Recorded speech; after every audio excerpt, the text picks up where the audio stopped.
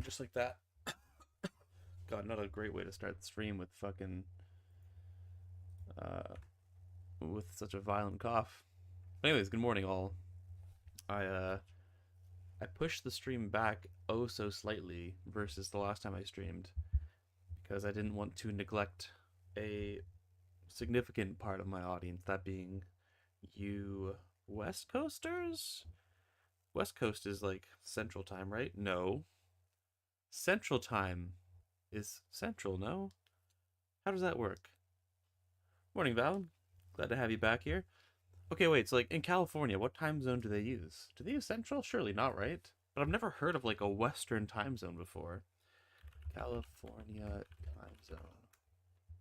Pacific Standard. Damn, PST, I forgot about that one. Do we use Cali's West Coast timeline? Oh, so people do call it West Coast timeline. Okay, fair enough. Does Canada use PST? Maybe British Columbia. British Columbia time zone. What time is this? Um, it's telling me the time, not the fucking time zone. So there's multiple time zones in British Columbia. So they use Pacific Standard and Mountain Standard. That makes sense. I know all the prairies use Mountain Standard. I think all the prairies use Mountain Standard. I just didn't know if like wait, of course I was about to say I didn't know if British Columbia was far left enough, well, far west enough, I guess, to use the same time zone as California, but like fucking California is like right here. British Columbia is like up here, so yeah, duh, of course it would be far west enough. That makes sense. River, glad to have you in here, brother. Sorry, important conversations about time zones. Also, isn't it crazy that fucking North America has like all of these time zones, and then Europe has like significantly less, despite having so many countries? Craziness. Anyways, we're not here to talk about time zones, so let's get that out of here. We're here to fucking rank some anime and manga. Consumer, glad to have you here. Consumer. Europe needs to get with it. Honestly, yeah, we need more time zones. More time zones, and we need more people to be divided about daylight savings. I think half of North Americans should should observe daylight savings, and the other half shouldn't, just to fuck with everyone. I'm here for chaos and anarchy through time zones and time regulation, I guess. Time zone stream next kind of goes crazy. How's quality? Do I sound like dog shit? The stream's current bit rate is lower than the recommended bit rate. I get that every now and then, but if somebody can give me quality, this is the last time you'll hear me complain about that. Otherwise, oh my god, was I echoing the whole time? I hope not. I just realized I had the fucking stream open up on another page, which is kind of cringe. But okay, this quality's good. I sound immaculate. We ball. I'm watching on bad internet, but you said to me. Fair enough. Fair enough. Okay. So last time we compiled all of my 10s, 9.5s, 9s, 8.5s. And I believe there's like just shy of 70 here. So there's kind of two ways we can approach this. We can either start by just organizing the 10s and then organizing the 9.5s and then organizing the 9s and go that way. Or we can start, maybe we start low. We start with the 8.5s and we just try to eliminate, the 16 or 17 there, right? What do we want to do? We want to start with number one. Like, do you guys just want to, get all the anticipation out of the way? What's my number one? What's my number two? What's the number three? Or do you want to start trying to eliminate fucking some of the 8.5s? I'll let you guys decide. Time to find the truth of manga. Exactly. And that's what we will find, Doves. Glad to have you. Lord Kobe. Always a pleasure.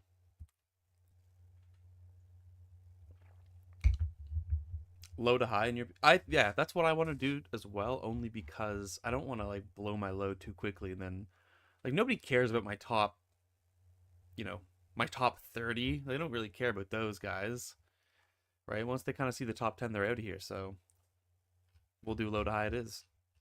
So let me just double like check how many entries we have here in total, because we're doing a top 50, so we have to eliminate entries until we only have 50. So I believe it was 67. Come on. Just give me a fucking count. There we go. Damn. Okay, so we have to eliminate 17 if my math is correct. How the fuck? Okay, we have to eliminate 17 8.5s. Wow. How are we gonna do that, boys? Well, I guess we could just start by internally ranking the 8.5s. Like what's staying would be the question, because if there's how many 8.5s do we have? We have to get rid of 16, so or 17 or I don't know. I think I said 16, right? Good lord, my memory's fucked. We'll do 16. Maybe it'll be a top 51. So I need to get to what's 37 minus 16 is 26, right? I need to get to 26 8.5s.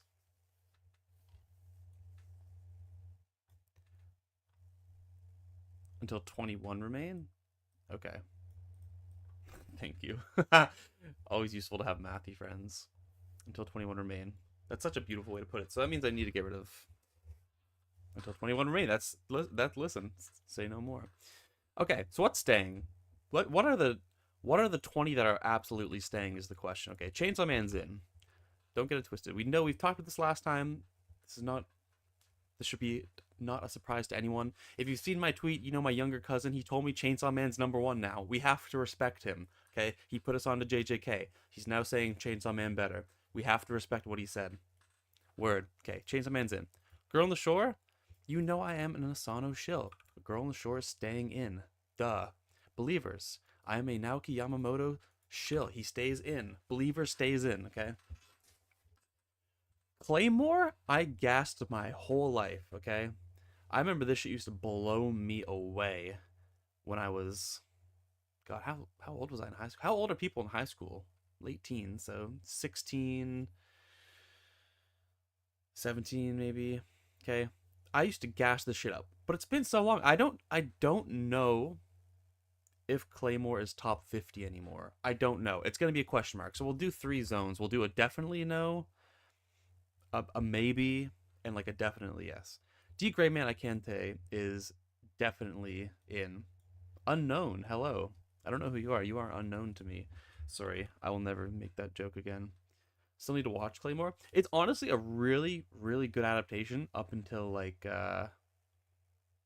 2 episodes before it ends, and then it just, like every anime from the mid to late 2000s that adapted ongoing manga, it just does its own thing.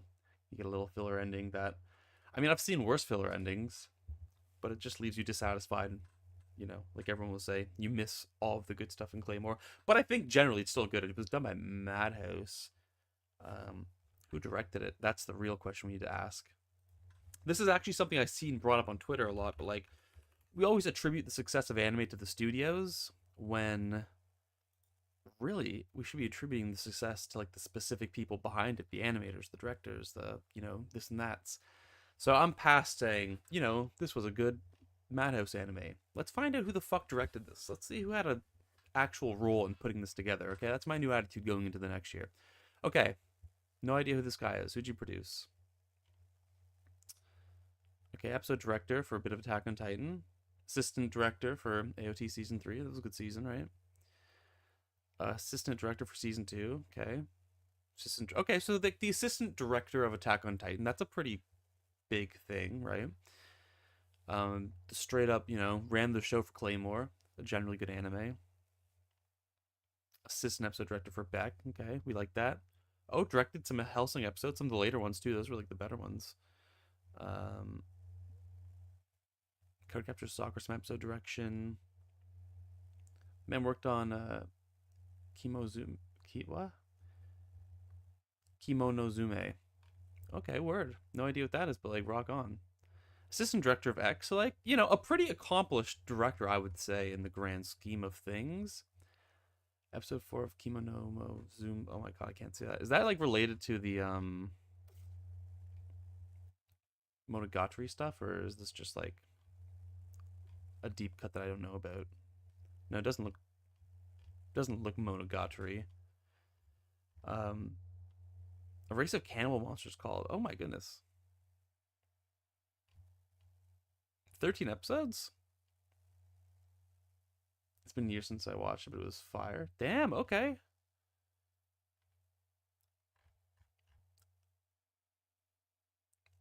Yuasa series, okay. This seems pretty fucking interesting.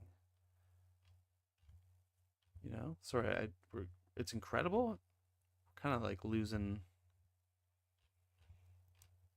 our focus here a little bit, but I didn't, this might be the first time I've ever heard of this, and it looks pretty cool. I don't really watch anime, but I'll put it into the watching for now, and I'll leave it there for a little bit. Oops, almost fucking went on my eBay. That's crazy. Anyways, okay, cool, interesting. So we gained something out of this already. Anyways, Claymore. We'll see. Maybe. It's a maybe. New JJK leaks dropped today, fellas. I actually avoided them. But then I got too curious and I had to click on them. I don't actually know the full extent of what happens, and I will not discuss it here. I refuse to discuss it here. But, I mean, no one should be surprised by what happened. Anyways, Angel Beats. Angel Beats is like learning about anime with Doofy. Who would have thought? I know, right? This is an educational stream as well. Don't forget that. Angel Beats is going to be a maybe for me. Angel Beats is going to be a maybe because, like, fuck. We kind of had our Angel Beats discussion yesterday, and I feel like to rank it with confidence, I would really need a rewatch. But I don't know, that ending scene just has such a strong hold on me that it's I don't know, is it higher than Claymore? I don't know either. Anyways, it's maybe. Carol and Tuesday, I don't know. The more I think about it, the less, like, again, beautiful anime. I shed some tears, and it has a lot of sentimental value because I watched it with my fiance, but I don't know if I take it in its totality. Is it in the top 50? I don't know. I used to gas it a lot, and I think it ranked quite highly on some of my earlier lists, but for now, it's just a maybe. Angel Beats is still a favorite for me. Yeah, okay. Such a tearjerker. Oh, God, man. Death Note, I don't know. This is controversial, but Death Note's absolutely top 50. I think we talked about Death Note again. Yeah. I mean, we talked about all of these yesterday, to be fair. And also, it wasn't yesterday, but we ball regardless. I still really enjoy Death Note. I think I'd be lying to myself if I tried to say it was not going to be in the top 50. Devilman and Downfall are both most definitely in the top 50. Death Parade, it's a maybe. It's a maybe. It's kind of like, again, it's one of those that are losing its grip on me. Same with Durarara. Like, is the nostalgia finally fading? Is that what we're experiencing? I think a bit of a toss up Fooly Cooly before, but I'm gonna have to say, like, I'd be kind of lying to myself if I didn't put it in the top 50. You know what I mean? Downfall is so good. I really want to reread some of those shorter Asano series before I go back to college, but like, I definitely need a reread of Downfall and A Girl on the Shore. Maybe. Oh, and also Nijihara Holograph. That one like. I just feel like I need to reread it. I didn't get enough out of my first reading of it, and a lot of people told me that I should give it another shot, which makes sense. I've heard it's a relatively critically acclaimed manga. Like, it won Asano a few awards, I believe, earlier on in his career. So I want to give it another shot. But yeah, I mean, Downfall is fucking spectacular. Grave of the Fireflies. I mean, Durarara is one of those series that is slowly becoming forgotten in time. Yeah, and that's fair. Does it have any ongoing, like, properties? Does it still have, like, a manga adaptation still ongoing? So there's this one, and then I mean, it's also technically all based off the light novel, which is releasing. Okay, so it's still. No. So they do still have something ongoing. An Oria, an Izaya spinoff too. That's actually pretty badass. I love Izaya. Yeah, obviously the original light novel's long been over. But does it have any manga ongoing? Let's see. Yep. And what about the anime? What's the status on that? Do we know if there's any more anime coming out for it? I don't like I said, I never even ended up finishing it, so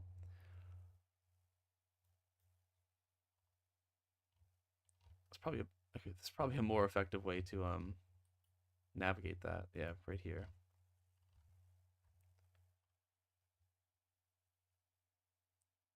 Yeah, I don't know. Maybe if it gets announced, if it announces like a new anime season or like an adaptation of like a spin-off or something, there might be hope for it, but it's definitely something that I think is long past its prime prime video. Grave of the Fireflies though, it's like it's one of those really, so I'm just trying to figure out how best to express this, but it's one of those like really conventionally well put together movies that also kind of has like the emotions to match it. But it's like I feel like all that comes together the most in like that first watch through of it, and I don't know if I would ever revisit it. I just think it reaches some level of quality and it matches that with enjoyment or like emotional investment. I don't know how else to phrase it. That I have to recognize it in the top 50. If if only at like in the 50s, but still possibly my favorite anime film. But I don't know. I am a bit of a fucking sicko for Your Name. But anyways, I digress. Did I give? Is Your Name here? Did we talk about that? Yeah. Okay. It's also here. We'll get to that later. It feels more right to say that Your Name is not in the top 50, to be honest, and it feels more right to have Grave of the Fireflies in the top 50. But we'll see. Helsing, that's gonna be a maybe. I don't know if Helsing is still like a top 50 contender for me. Immediately like these next four are like automatically in as well. Well, I say that, but I mean this list is getting quite long. I need to get to 21. Said the great mathematician. So we got 14. There's still a good amount left. So I don't know. I'm getting a little nervous here, folks. Toradora, I just think it might not make it. We'll put it here.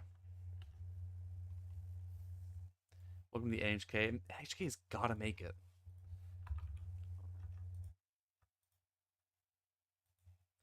Your Name? I don't know if Your Name's gonna make it. Okay. Never at Yu Yu Hakusho. Oh my word. Oh my word. River, if you're here, brother.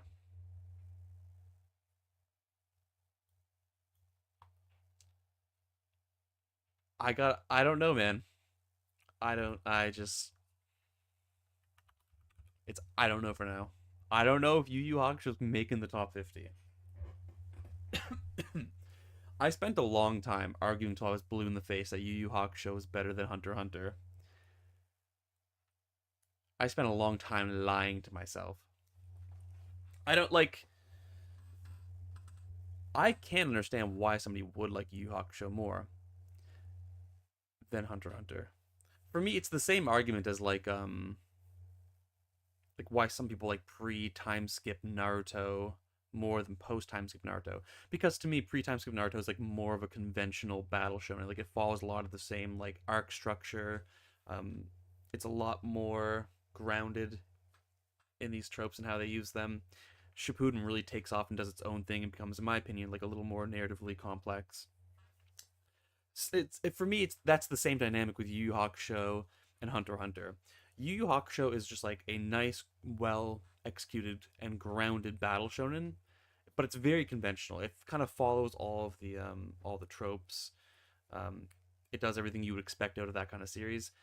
But like, there's just a level of sophistication and present in Hunter x Hunter that I don't need to reiterate. The internet's done a tireless job of that. And I'm tired of lying to myself. Okay, I'm tired of lying to myself. Hunter x Hunter's better than Yu Yu Hakusho. They're pretty even though, but yeah, I think Hunter x Hunter's better. That's fair enough, man. My audio's choppy. Not good. Not good. Might need to change the latency. Might be too much for my internet to handle. Do we have any other? Can anybody else vouch on the choppiness? Maybe I should just peep in myself, eh? No, it seems like fine enough to me, I suppose. I reloaded the stream and it was fine. Okay, perfect.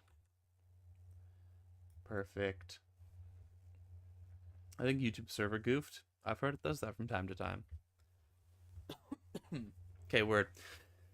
Yeah, I mean, there's a lot I love about Yu Yu Hakusho.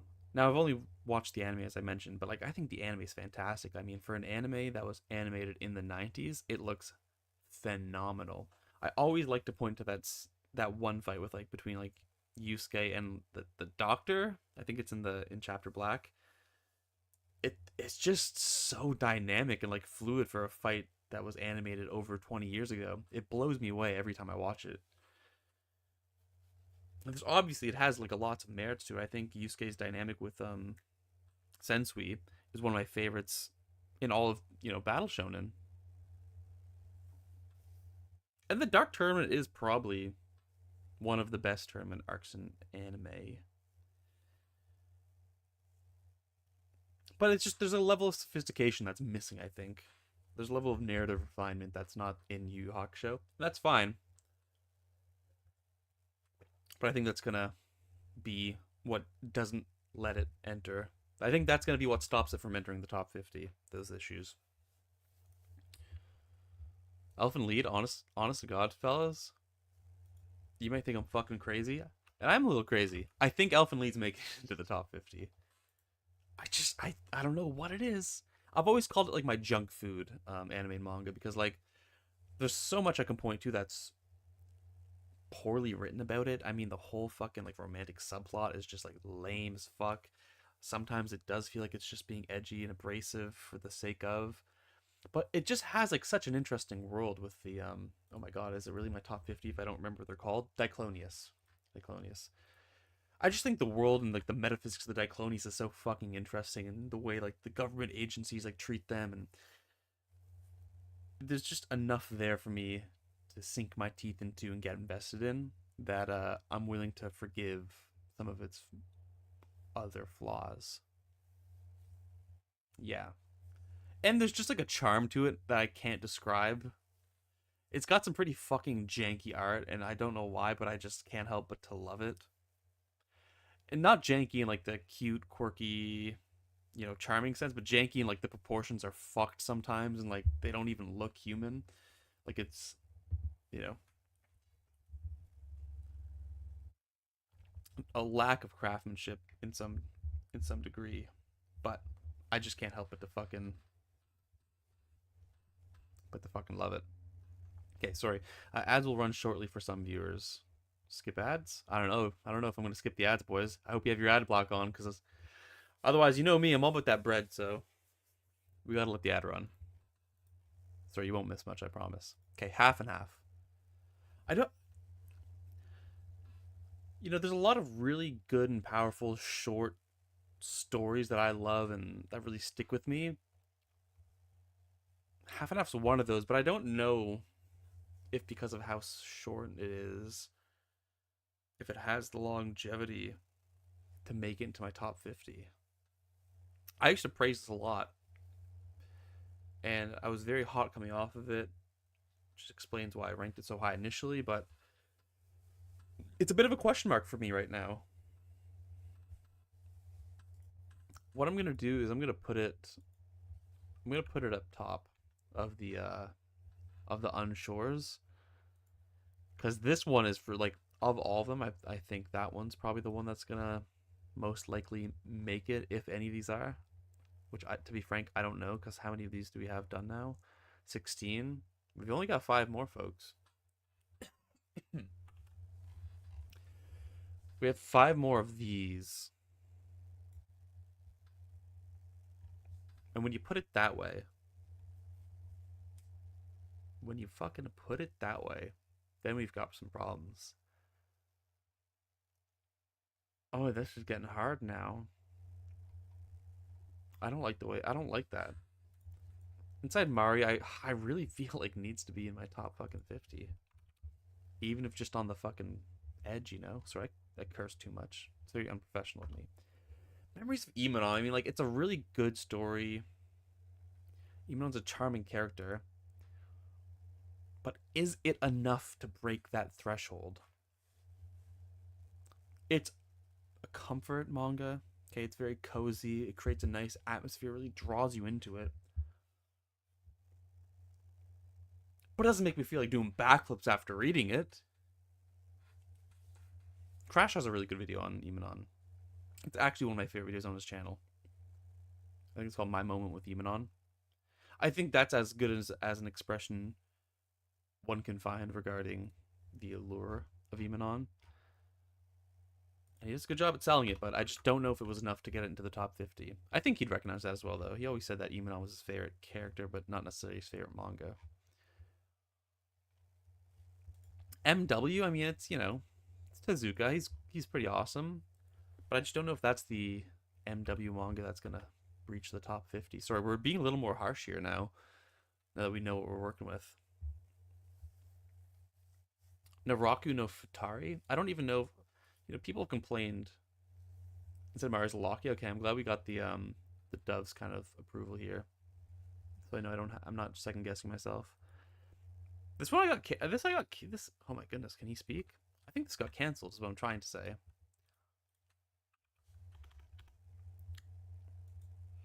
The ending, I believe, is a little abrupt. I really liked it. I do believe the ending's a little abrupt.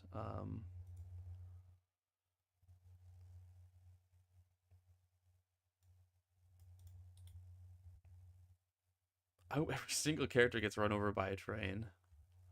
This is the worst manga I ever had the displeasure of reading. I don't care the characters except for the burning hatred I have for the main girl. I mean, I don't know. When I read something like that, we talked about it last time, but when a manga is able to evoke such strong feelings like that from you, that to me is at least a sign that there's probably something of quality worth investigating there. Now he might be, or she, whoever wrote this review, might be saying that because it's just poorly written. That's why they're angry. But the way they're describing it, I mean, the main character is supposed to be unlikable. That girl. So the fact that the author was successful in like creating that feeling within you, I feel like is probably, maybe give it another look. Is it really a 1 out of 100? I don't know. I gave it an 85 out of 100. But is it enough? I don't know. That review just make me change my mind, possibly. I was kind of second guessing it before I even looked at the review, so I think that only confirms my intuition. The Book of Human Insects. I think that would be the Tezuka work to break in the top 50. I'd love to reread that also. This was really shocking. I don't know if I've told this story recently, but I first read this manga not realizing that Tezuka had a whole catalog of seinen works. So I really only knew of Tezuka from like, Astro Boy or Dororo or those big shoujo or shonen titles. And so when I read this and then like a couple pages in someone's like hung themselves, I was fucking shocked. Like I was like, what the fuck am I reading? I had no idea. I went into like completely blind. And that feeling I think is what really pushed this manga over the edge to me. 3 spots remain. Yeah. Well, we'll put it into the it's getting in tier for now, and then we might have to trim it a little bit when we get past 21 inevitably. But Human Insects is such an engrossing read. It is. Fuck, I kind of want to reread that too. I want to reread so many things. Favorite Tezuka series are Message to Adolf and Blackjack. Great picks. I think Valen's a big voucher for Message to Adolf, and Adolf's been sitting on my shelf for a while. It might be time for me to get back into Tezuka, and I think that's going to be the series to get me back into him. He's really like such a fantastic writer. It wouldn't feel right to not have one of his works in the top 50. You know what I mean? And I did say kind of for a while, Book Human Insects was my favorite of his, tentatively. I think we're keeping Book Human Insects in there. Drifting Classroom. Adolf's unreasonably good. I might, you know what? It might be time. It might be time. The Buddha's just go to be honest. It's so incredible. Yeah, there's so much of his that I want to read. I want to read Blackjack. I want to read Buddha. But time is limited. A tear falls upon my face. Drifting Classroom. Only read this recently, guys. What a fucking good manga. It's got to be top 50. I don't care. It has to be top 50. I don't write the rules, okay? Like I said, I'm not here to discuss opinions. I'm here to just state the facts. Too much good manga in this world. It's true.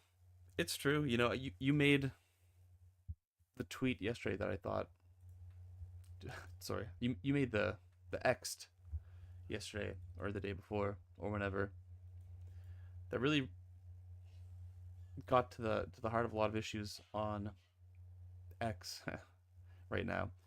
By which I mean to say, like, oh, you know, people are like, oh, I wish there were more series with adults in it, blah blah blah, and then there's the whole discourse about like, oh, well, how about you just read something instead of shonen? But kind of a narrow take, okay? Because there's a lot of fucking great manga out there that have children protagonists that go beyond what a battle shonen gets into. Drifting Classroom, ladies and gentlemen. You know what I mean? We don't need we don't need the story. Sorry, for the story to be good, we don't need it to follow an adult. You can have adult storytelling that follows children. Tezuka made a career off of it, essentially, right? Drifting Classroom's another great example of that. And like you also pointed out in the tweet, a lot of the manga that follow adults are boring because being an adult is kind of boring. Sorry, you were just kind of like spitting with that one. I might have even retweeted it, so you know. I had to give the stamp of approval. So many manga exist. It's so hard to pick a single one to read once you know how much good shit exists. I know, right? Like I'm constantly like and what's even worse is like there's already a pretty big canon of like manga that are practically certified as good. And like I constantly want to go back and just read all like the classic 70s and 80s and 90s manga that are like critically acclaimed. And I know I would love them. But there's just so many, like it's overwhelming. That plus like you start to find certain niches of manga that you just fall into and you love and you eat up like crazy. So between those two things, I mean, that's more than I will ever be able to read in my lifetime. Had to let the world know, yeah. It's good, Paul A. Renegon Dawn, I believe, right? Okay. And that's not a guess. That's just me. That's me saying what I know, but I'm kind of saying it in a guessing way in case I'm wrong. And so that's kind of how I'm going to explain myself. Yeah, okay. That wasn't a guess after all. Manga's great, man. I'm so grateful to live in a time where like so much of it's like digitalized and accessible online, both legally and otherwise, right? Like imagine being an anime manga fan in the early 2000s. You're limited to like what you could purchase in the store, and obviously they were only gonna sell what was commercially successful, which is already a pretty small portion of everything. Um, you know, the internet wasn't really there. You couldn't just read what you wanted to. That would have been so depressing. Where you at in the list? Well, we're starting with the 8.5s, and we're just trying to like eliminate enough manga so that we have just 50 to then rank. So we have to eliminate 16 or something like that. And yeah, that's where we're at. Sorry, my pop filter's kind of fucking around a little bit. That's no bueno. Sorry. Without this thing, I will be spitting in your guys' ears like crazy, and I don't want that, so. Okay, we're back. Drifting Classroom, yeah, it has to be in there. Ah, fuck, how many do we have left? Do we have like 2 or 1 left? 2 left. Oh my lord.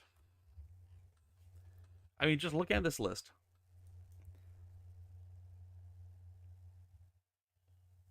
You know, I'm a fucking Furuya shill. Music of Murray might have to be one of those two.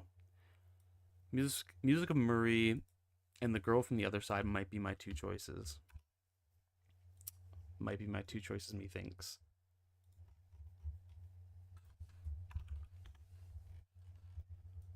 Like Golden Sheep's really good. Like it's a really like warming read.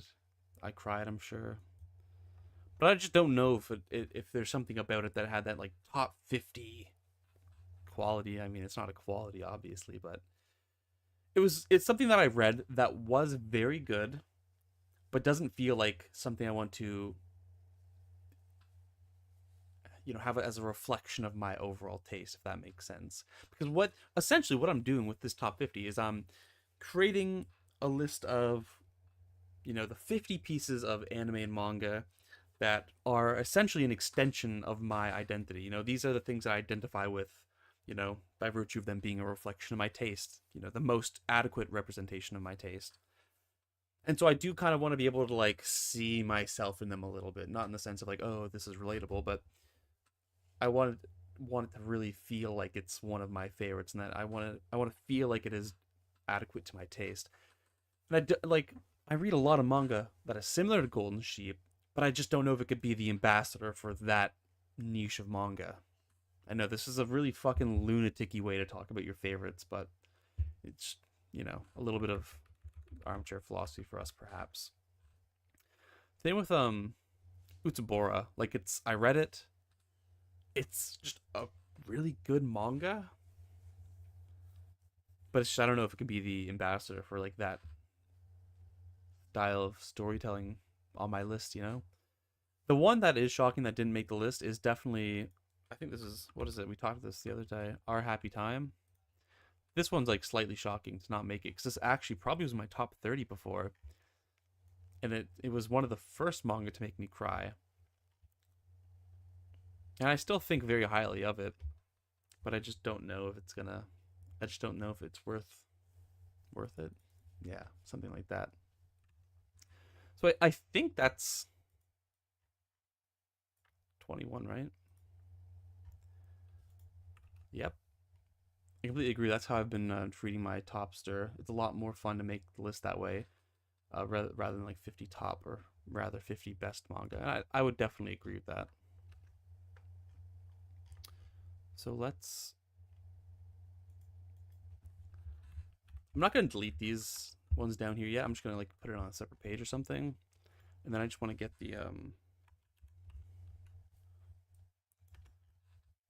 the total. Just want to double check.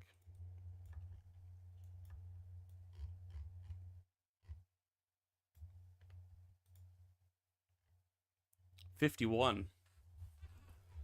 I fucked up somewhere. So I need to get rid of one.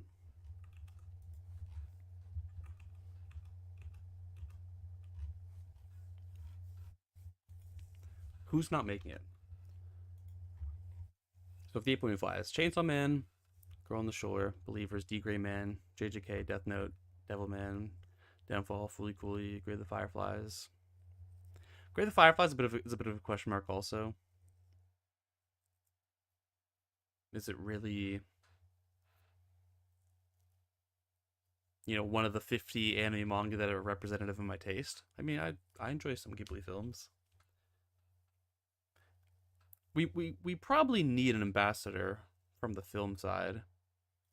I'm kind of like in my head. I'm like, oh no, am I trying to like make sure that this is just like a sampler or a survey, which I don't want it to be, because obviously, if I just happen to love one thing a lot more than everything else, then I don't want to have to try and make a space for everything. Sorry, I don't know if I'm just yapping. I do that a lot, but wait, where the fuck is One Piece here? Oh my fuck! I forgot One Piece. Holy fuck! Remember last time I said I think I'm missing a few? I'm fucking missing One Piece. That's not good. One Piece has to be here. As much as I hate to admit it. It has to be. So I have to cut two. Do you really need One Piece? I think I do. I think at the end of the day, when the dust is settled and the mob has left me alone, I think I need to acknowledge that One Piece is a series that not only I really enjoy, but I enjoy talking about. It's got that second dimension to it that really, because there's not a lot of series I like talking about. So when a series can achieve that, that's huge.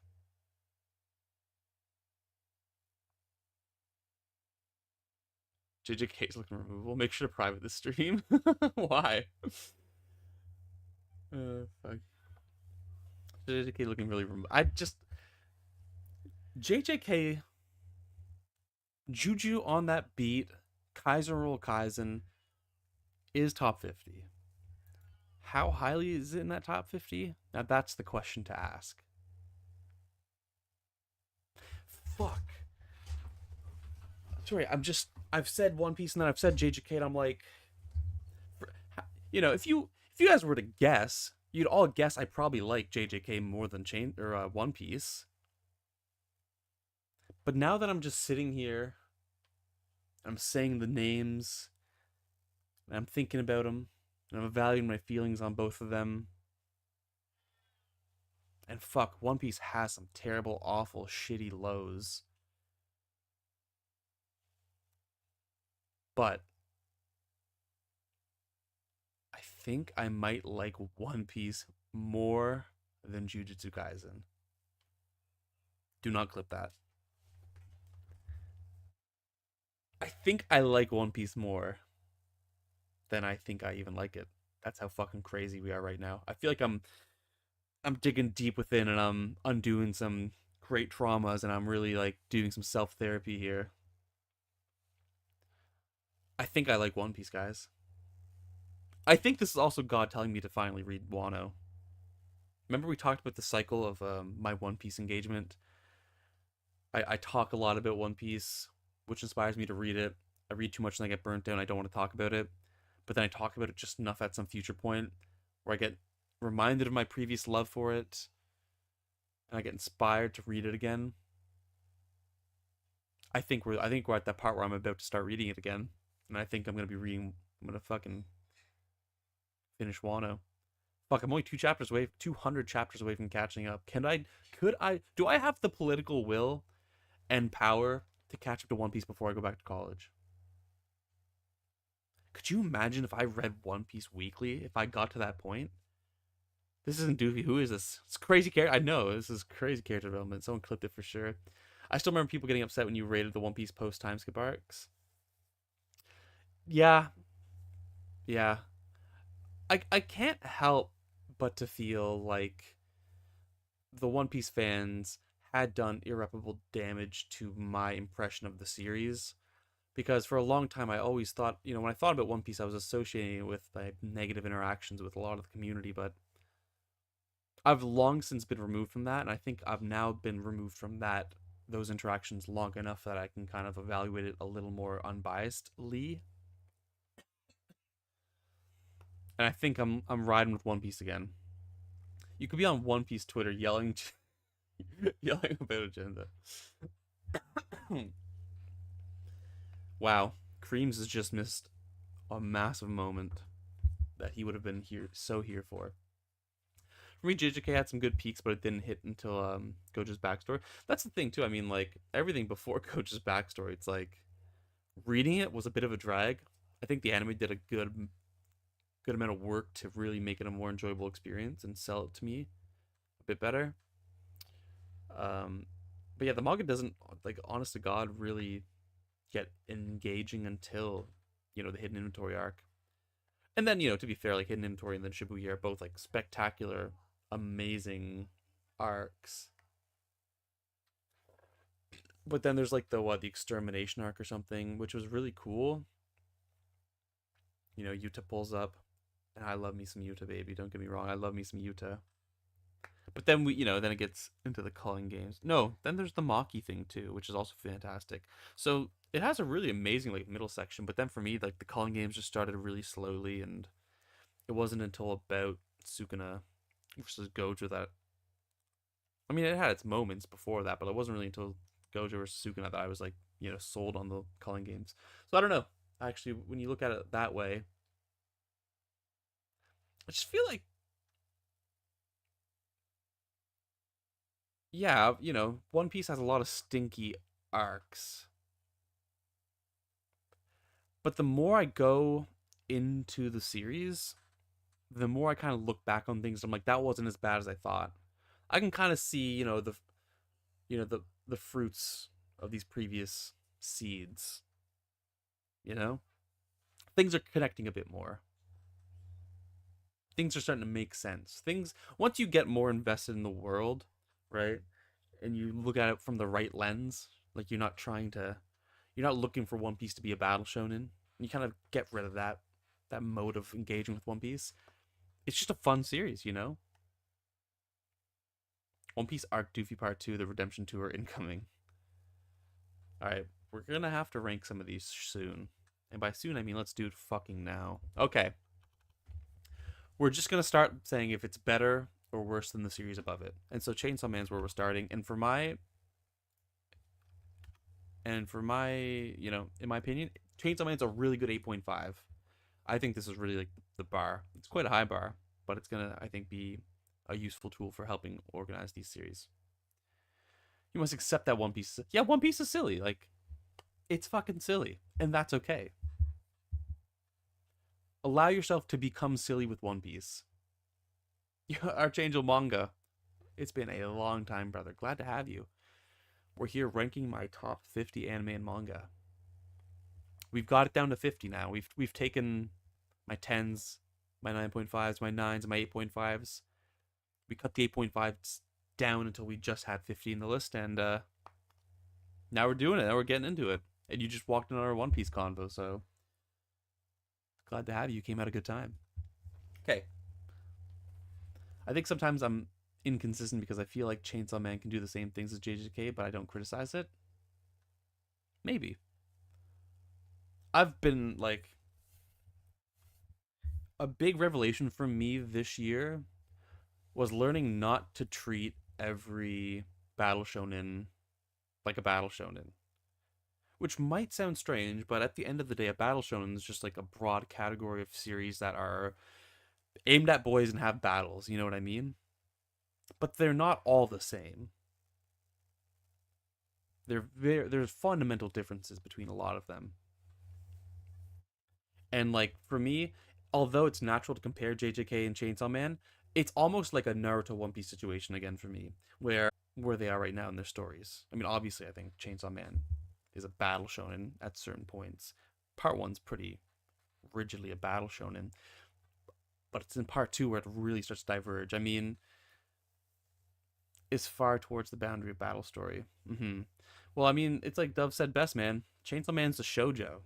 When he said that, that started changing my worldview, and I'm really only now seeing the implications of what that means. And I think I'm gonna keep that in mind when I catch up to part two. And I think again with that in mind, having this new lens through which to understand the story, I'm gonna get a lot more out of it than I previously did.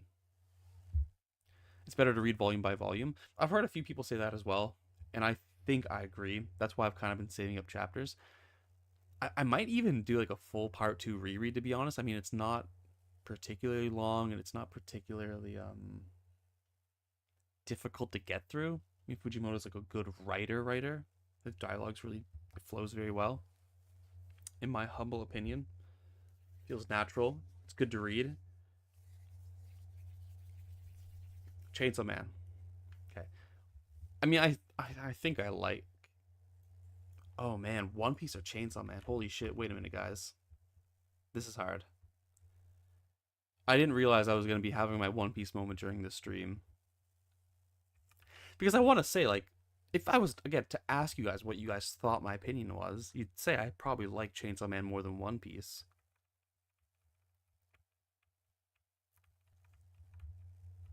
But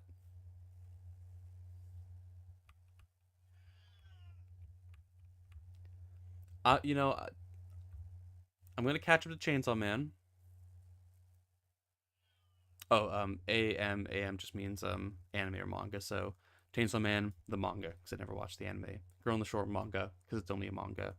JJK, anime and manga, because I think both are very good and should be merged into one, essentially. Which one writes towards volumes, even the layouts are meant for physical reading. Yeah, again, you've done a great thread on just talking about how important like the page turn is for Fujimoto. And that makes sense with his very like cinematic vision for manga, right? Fuck, do I have to go out and buy all of Chainsaw Man now? I might have to. The agenda is being pushed, and I'm buying the agenda. Okay, fuck, Chainsaw Man or One Piece? Most manga are meant for physical reading, though. LOL. I suppose you're technically right. I suppose you are technically right. Just read it 2-page format. Digital is good. Okay, noted. We're gonna put.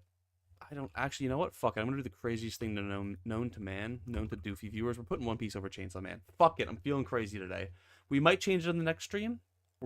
We might. It's possible, right? I catch up to part 2. Things could change. They're so different. It's difficult to compare them. That's the thing, you know. I I think they're similar in their differences, if that makes sense. It doesn't make sense, of course. I'm really just yapping, but I mean, yeah, One Piece is like a fantasy adventure kind of thing. Chainsaw Man's ah. We're gonna put it here for now, right? I'm trying to win back some of my old One Piece fans. This is a political move, purely, but anyways, a girl in the shore. Okay, we're starting too high, guys. We're starting too high. What manga do you personally think takes advantage of the digital format? I don't know, to be completely honest with you. I haven't given any thought to that question. Should it's also fantasy adventure in your opinion? Interesting. That's an interesting way to look at it. I don't know if I would have arrived at that conclusion myself, but I'm taking in all of these different thoughts and ideas about Chainsaw Man and One Piece right now, and when I go to read it, you know, when I put pen to paper, I'm just gonna see where those ideas are, where they take me. We set the maybe should we just like start like ranking the shonen first? Let's do that. That might be easier, right? It's easy to rank like to like. Like how the fuck are you gonna rank a Girl in the Shore versus One Piece? Like that's kind of craziness. One Piece has much more content compared to other series. That's absolutely that's what I think One Piece has going in its favor right now because where was One Piece at chapter I don't know, what's Chainsaw Man at now? 151. Where was, you know, One Piece at 151? Probably barely into Alabasta.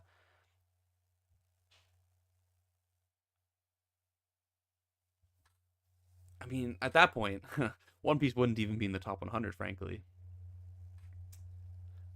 So it really, you know, having all that extra content really works in its advantage. But I'm not concerned about having a fair fight here. If at the end of the day, One Piece just has more content, and by virtue of that has more good content, then fuck it. If that's how I'm just working in the background and hearing you rank OP over Chainsaw Man feels insane. It's pretty fucking uh it's pretty fucking crazy. Make the extras fall in love with a digital format manga. Hmm. Okay, we ball. Okay, let's kind of like comb through some of these like fucking battle shonen. Hunter x Hunter. Oh, so that's about it. So 1, 2, 3, 4, 5, 6, 7. Maybe like 7 battle shonen to rank here. That's a pretty manageable starting point. D Gray Man. I used to be pretty hardcore into D Gray Man. But I just feel like the slow chapter releases has been killing my excitement a bit.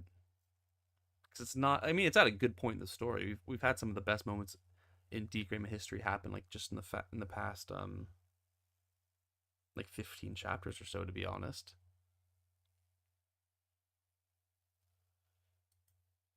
But I don't know. It's probably under Chainsaw Man, to be honest. I think this is so crazy because, again, before in previous versions of this list, D Gray Man was very high, but I just don't know if I could see that now. I can't imagine something like Chainsaw Man or any modern show reaching 1,000 chapters. No, because I don't think people want to write long stories like that anymore. Yeah, I think the days of long running battle shonen, like even series getting to 700 chapters, I think that's long behind us. I don't think anyone wants that anymore. Like in terms like writers, I don't know if they want to do that anymore. Most are happy to kind of wrap it up by 200, 300. Like Demon Slayer was what? Just barely 200 chapters. JJK is probably going to wrap up by 300, 350. Probably by 300, to be honest. Yeah, I just don't know if people even want that anymore. It's done. People just don't have the attention span these days. That's the other big thing, too, actually, that we can't ignore in this conversation. Yeah, the attention span aspect, I do think, is kind of a, an issue, frankly. 20 volume series is a good length. Yeah, I'd agree. JJK is supposed to wrap up this year, 2024. Yeah, so I mean sub 300 for sure then, because it's at what now? To 237. Yeah, something like that.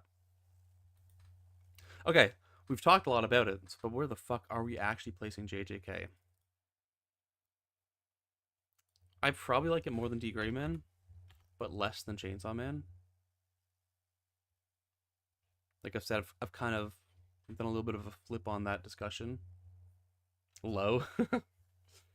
Damn, we got some fucking certified JJK haters in the chat,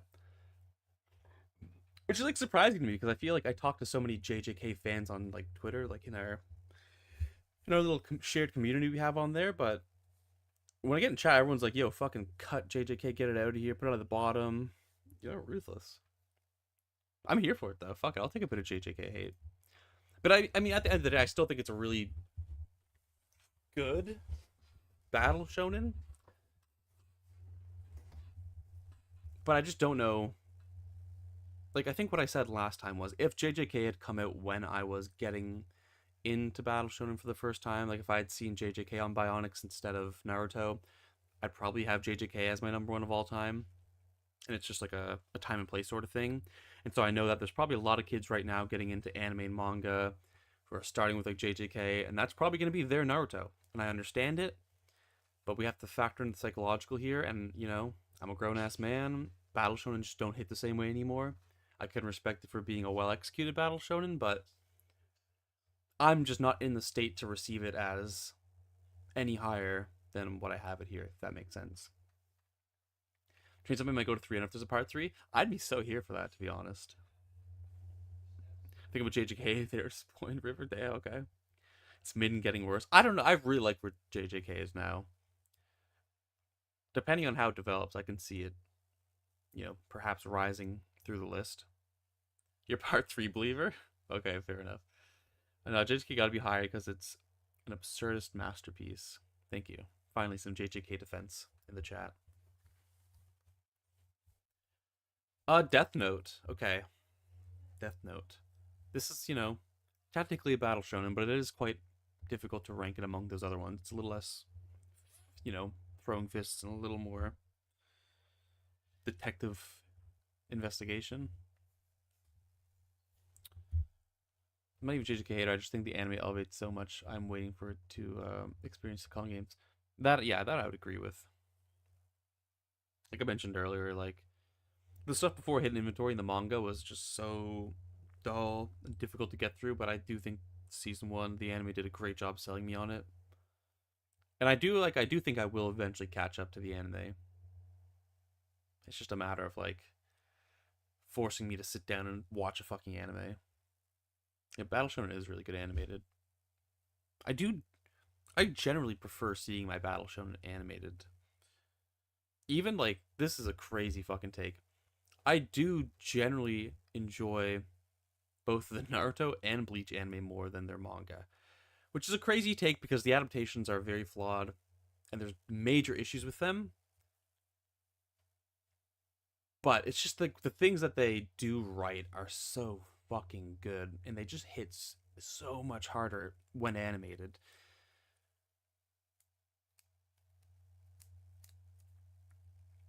I didn't see the appeal of JJK outside of great animation art style.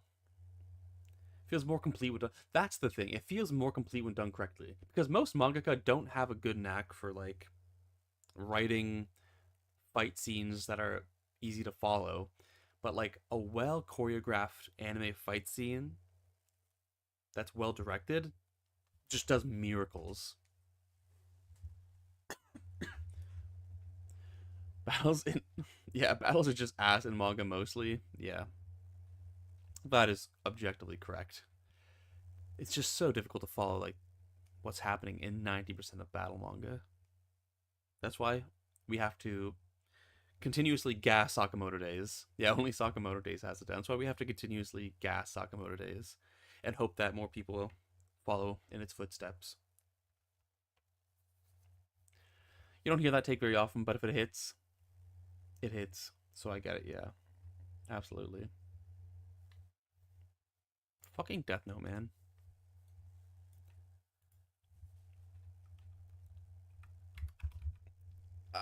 It's got to be under JJK, right? Death Note's got to be under JJK, probably, right? I feel like right now in my head the kind of gaps are like something like this, like One Piece, Chainsaw Man, and JJK are all within reach of each other and can be, can pass the other depending on like how like what I'm reading right now or whatever. Blah blah blah. Um, but I do think that there is a kind of a step, like these are a bit of a step above D Gray Man.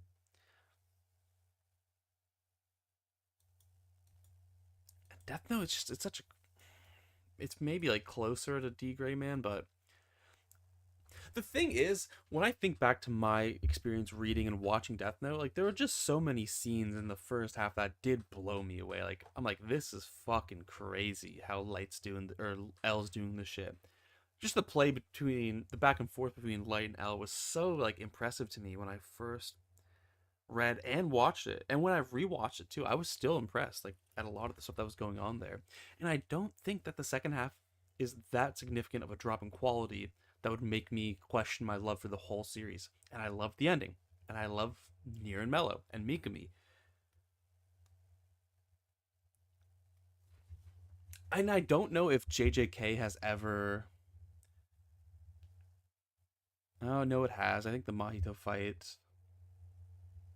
I think the stuff with Maki. These have reached that high. I mean, Nanami's and Nobara's death, I thought, were actually pretty emotional. I know a lot of people want to try and downplay like the emotional aspect of JJK, but I do think that it's evoked some strong feelings from me. The thing is, I just wish it, like Dove said earlier, I just wish it was all animated right now. Like I think the Culling games can slap like crazy once animated. I have faith in the team that's been producing JJK thus far, so I'm gonna keep JJK over Death Note, but I think I'm gonna put Death Note over D Gray Man. I don't know, it feels dirty to do that because like I want to like D Gray Man more. Oh shit, Brittany, what? You didn't have to do that, but I appreciate the super chat, $27 heart for Christmas. Well, thank you, and Merry late Christmas to you again. Um, oh yeah, I appreciate that regardless. Just to complete my thought about what I was saying about D Gray Man though, it's like I want to rate it higher because like I want to attach it to my personality or taste more because it's a series that I do like. I like the aesthetic of. It's a good story, but I don't know if it's ever blown me away to the same degree that something like Death Note has. Okay, JJK hater, but JJK ahead of Death Note in my opinion. Yeah, that's fair. I think I'm there for that. I think the reason why so many say the second half of Death Note drops off is because of the anime. Interesting. I never thought about that before. Death Note is better than JJK in my opinion, but I don't really rate Death Note highly either. That's fair. Sakamoto is the only battle manga where I'm worried that the fights will look worse in the end. Will look worse animated. Yeah, that is a valid concern. No word on an anime for that yet, right? I feel like it's inevitable, but I wouldn't be mad if Sakamoto Days didn't get an anime. I mean, obviously, I would like the franchise to prosper because I want to reward,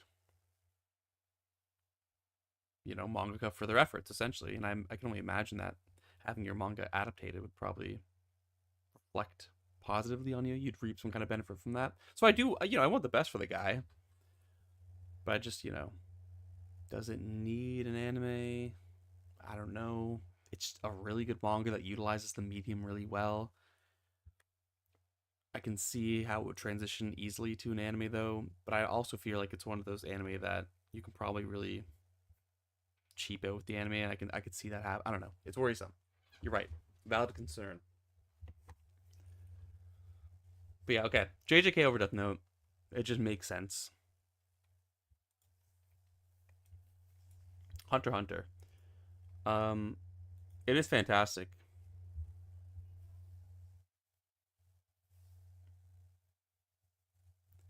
But I'm pretty firm that I like JJK more than Hunter x Hunter.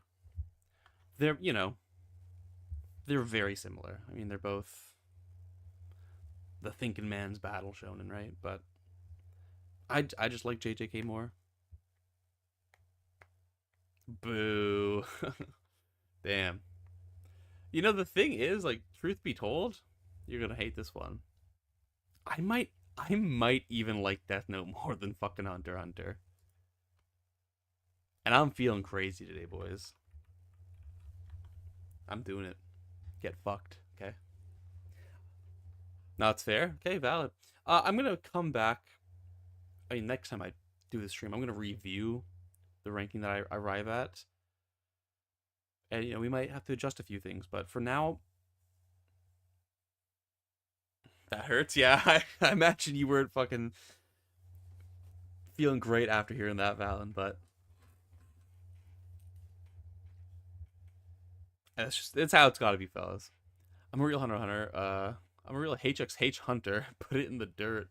Hey, you're real. Oh, you're a real Hunter x Hunter hater. You are, yeah. It feels nice to have you being there, putting in so much work for the Hunter x Hunter hate community. You're a valuable asset to our cause. I mean, no, I'm just I'm joking, of course. Obviously, I like it. It's an 8.5, but I don't hate that too much, to be honest. It's more the other ones. It's more the fact that One Piece is better than Hunter x Hunter, Chainsaw Man's better than Hunter x Hunter, JJK is better than Hunter x Hunter, Death Note's better than Hunter x Hunter. I mean, for me, like I said, I think JJK and Hunter x Hunter are just so fundamentally similar that anything I said about Chainsaw Man or One Piece being better than JJK, you can essentially just apply those same rationales to why I would have OP or CSM over HXH. Sorry, wow, that would be like an unintelligible sentence to anyone not in the anime or manga community. I don't have to keep saying it. Or you don't have to keep saying it. Bro's hurting, man. Bro's hurting. All these statements are true.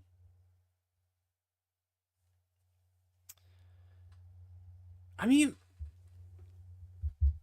this is the thing, okay? I'm about to do another crazy move, and I'm sorry in advance, my Hunter x Hunter fans out there. Like, I feel if we're to evaluate D. Gray Man and Hunter x Hunter, according to some list of the most universally accepted conventions,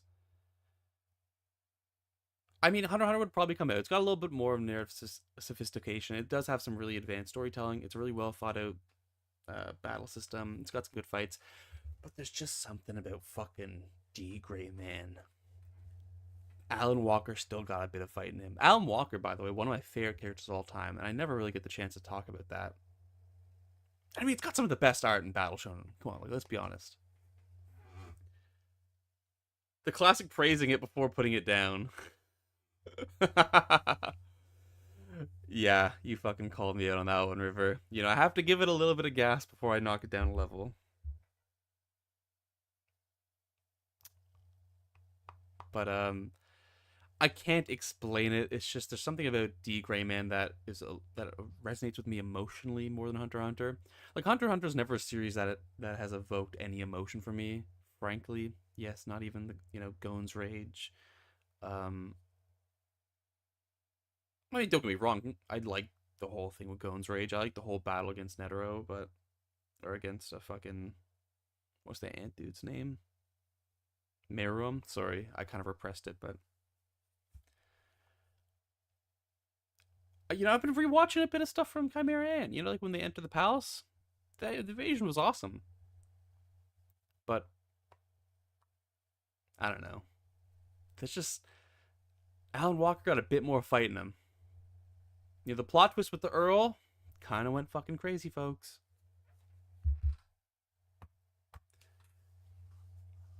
Same 100%. I was like, wow, this is cool, but I kind of like don't care. That's the thing. Like, I don't know if I could say something like bad about it. It's just that it's like conventional quality didn't necessarily translate into a really powerful emotional experience that would justify me having it higher on this list, if that makes sense. I don't really think the best stuff in Hunter x Hunter is Gon/Killua's beautiful friendship. Valid as fuck.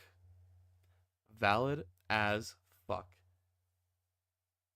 I can't argue. Like, I wouldn't argue with that. And bro, Okay, one time we Greed Island is so boring. You know, I was a Greed Island hater too, but that's when I was also like a closeted Yu-Gi-Oh fan. But now that I've come out about my like love for Yu-Gi-Oh, I look back on Greed Island. I'm like, that's just a fun arc. You know, it's not blowing me away. You know, it's not touching anything Takahashi's ever done. But it's a fun arc, and I'm glad they did it. Does it feel a little out of place? Yeah, maybe. But is it a fun arc, and I'm glad it's there? Yeah, absolutely. I think so.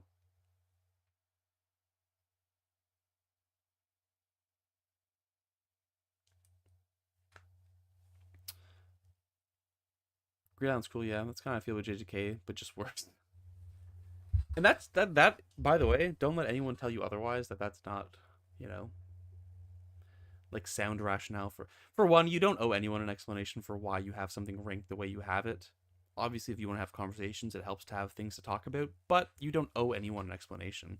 But for two, it's like perfectly fine to just say like, listen, I can read or watch this and I can appreciate it to some degree, but just that appreciation doesn't foster a strong emotional response, and that's what I value more in, you know, my anime and manga, and therefore like that's why it's so low relative to other things that I might recognize don't have the same level of conventional merit, right?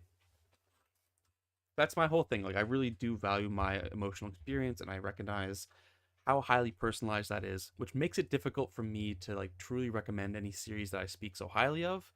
But at the same time, like I'm just going to be true and honest to myself, and I know that's why you guys watch me. So we are going to continue with that. Thank you for listening. Well, I can't believe I strung together a few sentences that made sense for once. Holy shit! I feel like I've just been yapping all day. Brain is fried. Holiday drinking is a pandemic or a bandemic. The way I'm getting my money up. Yeah. Thank you, Brittany, for the $27 again. I really appreciate that. Devilman. Devilman's another one of those ones where it's like, yeah, I do go to sleep. I do. I go sleep right through Doofy streams, bro. Chill on me, brother. Newton, always glad to have you, brother. Love you. I'm glad you survived. You survived the exam season and made it to Christmas somehow. Also, fuck. Sorry, Renegade Dawn. You asked me Yu Yu Hakusho or Hunter x Hunter. I answered that actually way earlier when you weren't in the stream. But you know, Yu Yu Hakusho is not here, and it's because I decided like, you know, I just don't think it's gonna make the top 50. I think Hunter x Hunter will, but not Yu Yu Hakusho. My reason for that was essentially that like Yu Yu Hakusho's got like some good characters. I really enjoy the dynamic between Yusuke and Sensui. That's his name, right? Very well done. Probably one of my favorite dynamics in just battle shonen generally. The Dark Tournament arc, you know, one of the best tournament arcs. But I just think overall the role it plays is just as a good classic battle shonen that kind of goes through all the motions that you'd expect out of like a classic battle shonen. Has the tournament arc, has like the kind of rescue arc, and I just think when you compare that to what Hunter x Hunter has to offer, Hunter x Hunter makes the cut and Yu Yu Hakusho doesn't. They're both good. They're both different in my opinion, but Hunter x Hunter's difference is what gets it through the top 50, whereas Yu Yu Hakusho's it doesn't.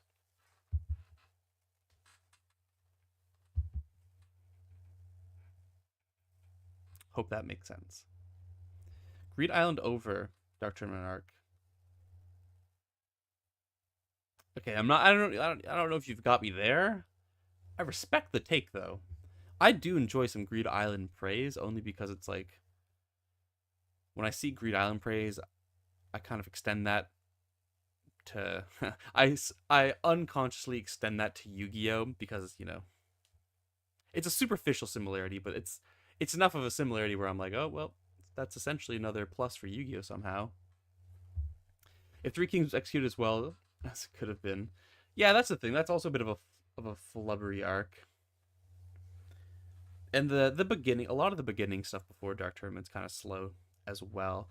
You know, a lot of those 90s battle shonen had this tendency to like start with a lot of episodic stuff to establish characters in the world, and it's just not an efficient way of introducing those things. I much prefer to have it introduced in a more like coherent and unified manner without having to do all this little episodic stuff. So the best part of Yu-Gi-Oh is without the cards. That is valid. You valid for that.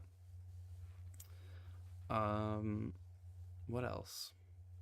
I think that's all I have to say on that topic. Devilman. Okay. Fuck. Let me talk about Devilman. Hopefully, maybe finally. You know, a lot of the monster of the week kind of like actually this what I was talking about is relevant exactly to Devilman. It starts off with a lot of like monster of the week type stuff, and I don't really like that.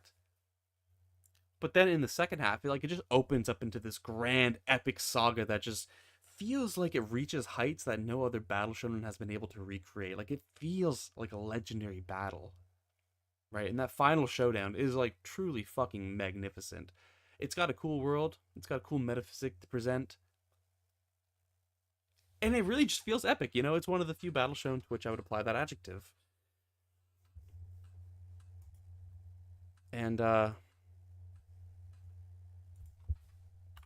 Devilman is in fact better than Hunter x Hunter, folks. You've heard it here first. I don't know if this is coming as a shock to anyone, but every battle shown is just Devilman reskin TBH. Chat, is he valid for that? Is he valid for that? He's valid for that, of course. Go Nagai. What didn't that man originate? Well, pretty much whatever. Whatever Tezuka didn't originate, Go Nagai originated.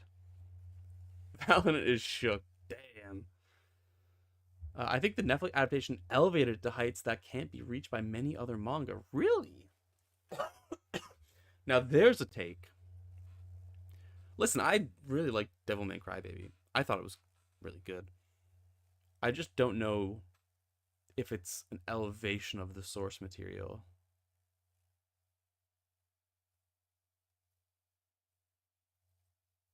Yeah, definitely disagree.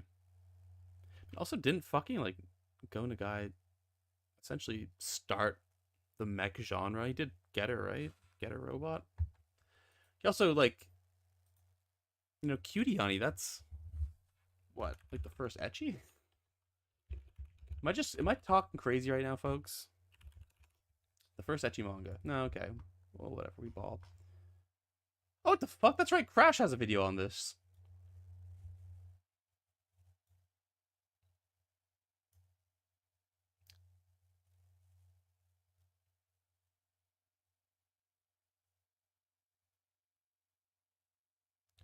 What it is, ho? What's up?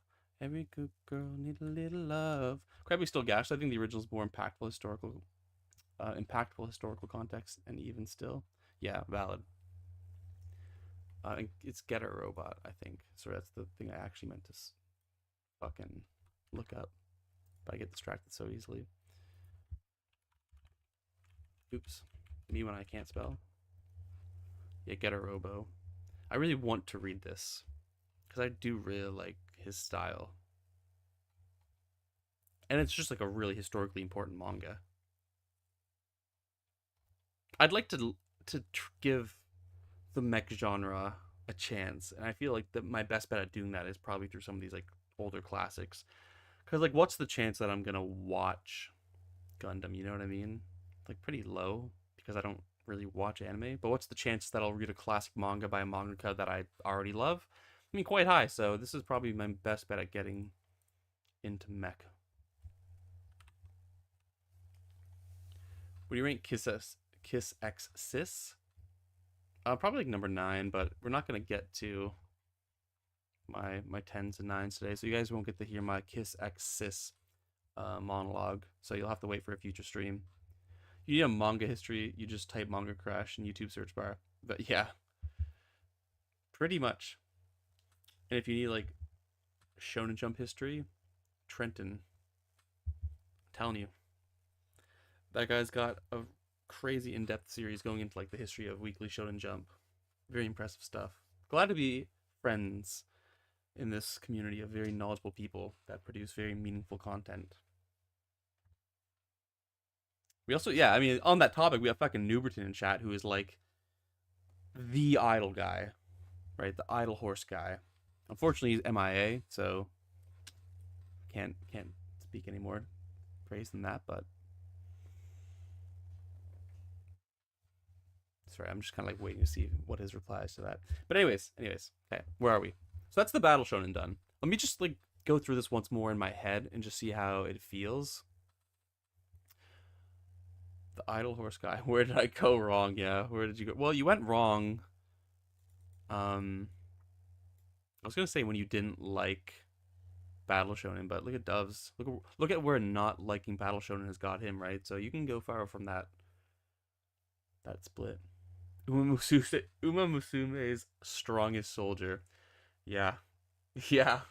When they started re-uploading his videos and then posting them with Japanese subs, like that's how you knew he was a cultural icon.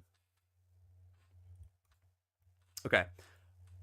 Wow, isn't it crazy to see One Piece sitting up atop this list? I have spent more on it than him. I'm 100% sure.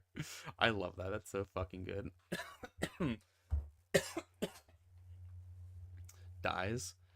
Okay, One Piece, Chainsaw Man, JJK. I mean, like that trinity right there just feels.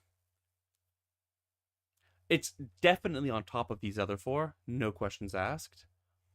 The internal order of these threes can fluctuate, and probably will when I catch up to both of these. But for now, it's just like we're gonna leave it there. Death Note, D Grayman, Devilman, Hunter x Hunter. It makes sense. Yeah, that makes sense. This works for me. Guys, we did. We ranked 7 out of 50 done so far. Can I get a round of applause? Well, I don't play the game, but I've spent about 270 on figures. Okay, go off, King. Listen, we don't discriminate here. We ranked 7, guys. That's kind of crazy. I know.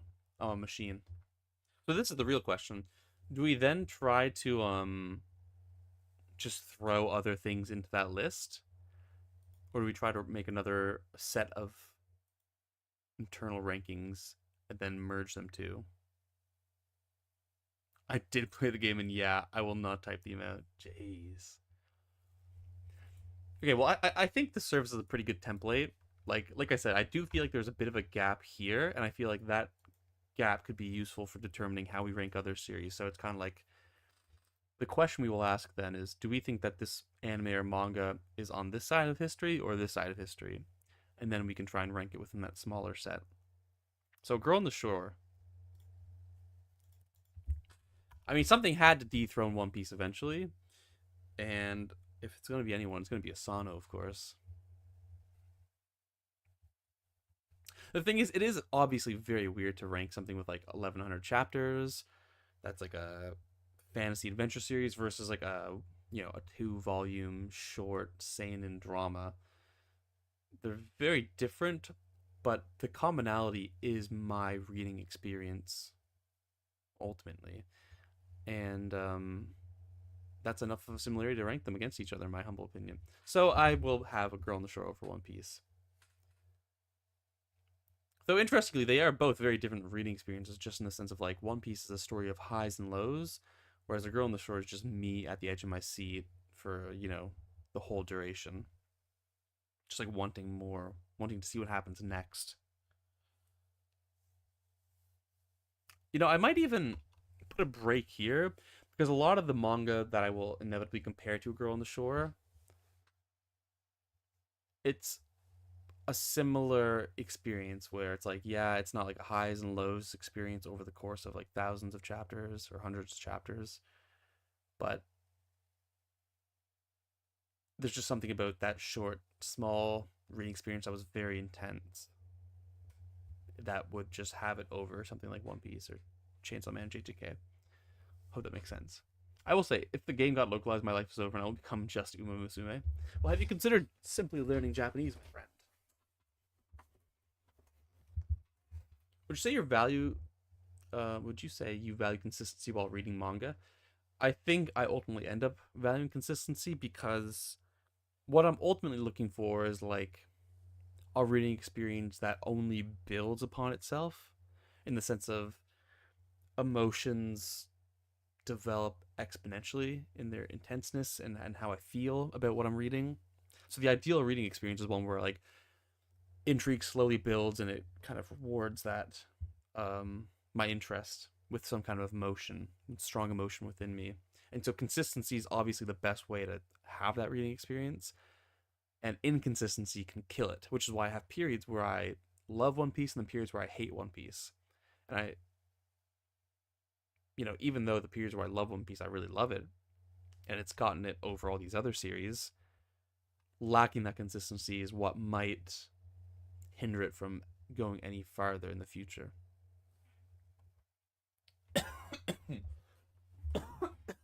Guys, sorry. This cough refuses to leave me. Believers and Downfall are both, I think, in that same. Are they though? Let's put them next to Girl on the Shore first, and then let's kind of rank them all. Because Downfall for me is definitely better than Girl on the Shore. Sure. And Believers, I mean, it's probably not as good as Girl on the Shore. Hmm. So like this makes sense, right? These three make sense. Downfall, Girl on the Shore, and Believers. And then Downfall above all this makes sense. But like, does it? I am having second thoughts about these two over these. Maybe it's really the Believers that's the giving me the doubt here. No, I think I'll have Believers above all those because I did a Twitter thread of video ideas that never got made, but I was gonna do like a short manga recommendation series, and in the first episode I did a bit of like rereading of Believers, and I was writing down some thoughts, and I think that taken together with my positive reading experience, yeah, I would say I have it above One Piece, which might seem crazy to some people. To the Wait, are Look Back and Goodbye Eerie on here? No, neither are. I mean, I don't really like Look Back that much. Goodbye Eerie would have been an 8. So they did not make the cut.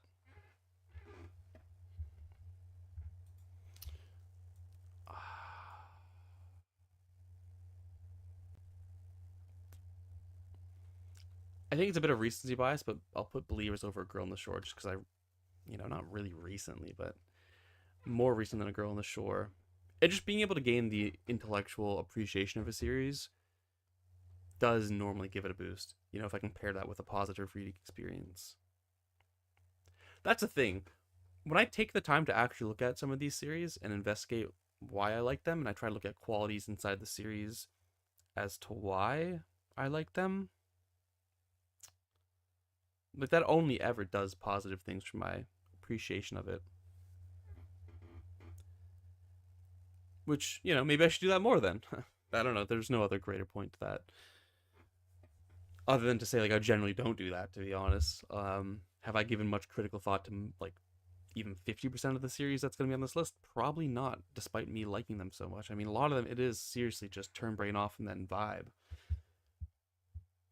But I'm sure as I get older and I revisit these series, I'll bring a new lens to them and get more out of them. Downfall, Believers, Girl on the Shore. Yep, like that makes sense. Then there's a gap. Then we got the big three, the big three of Battle Shonen.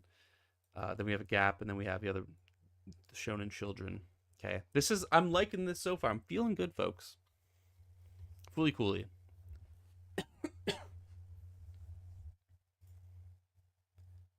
I mean, definitely in this top tier, this top level, this top step, dare I say.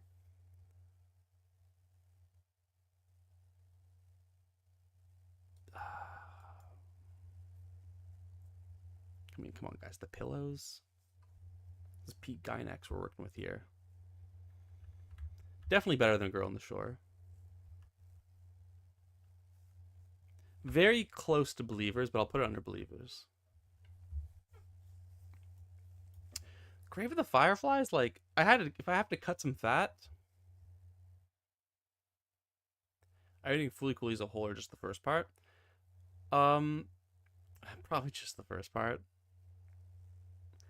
Not that I thought that, what were the first two? Alternative and not grunge, but I've only watched the first two sequels, which was Alternative and something else. I forget what. Fuck, that's not good.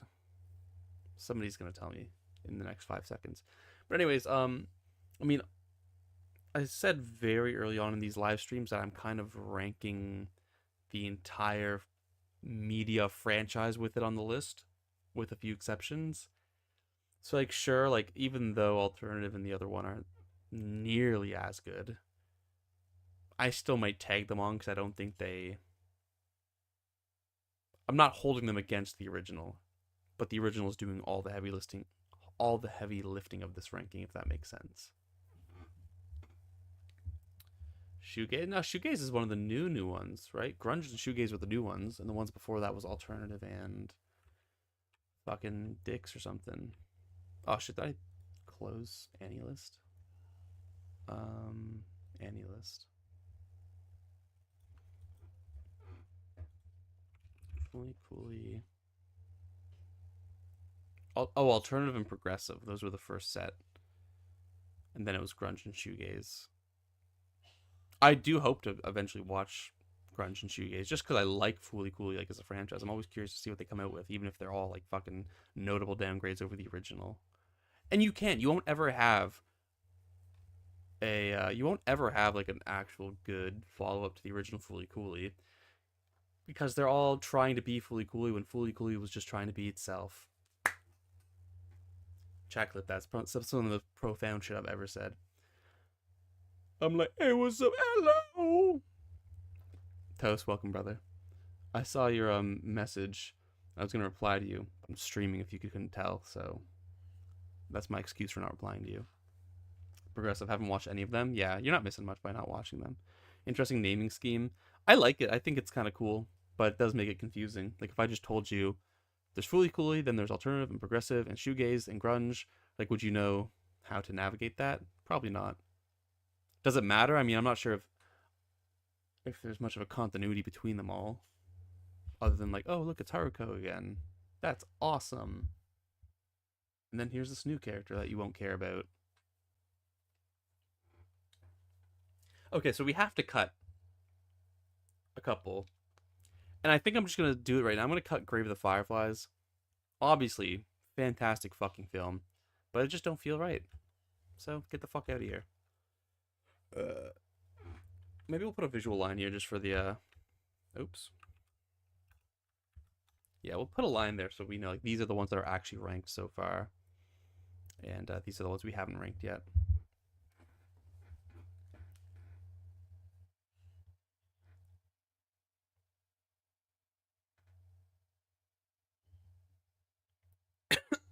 Sorry, I forgot when I stopped talking, I can't edit it out.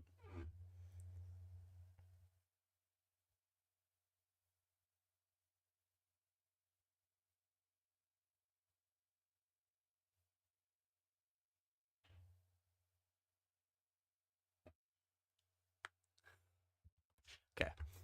Kill the Kill. The thing is, I spent so much of the early part of the stream like gassing up these fucking battle shonen and having a deep discussion about which is better and why I like which I like.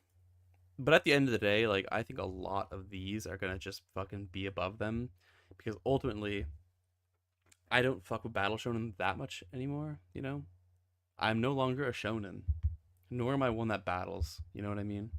So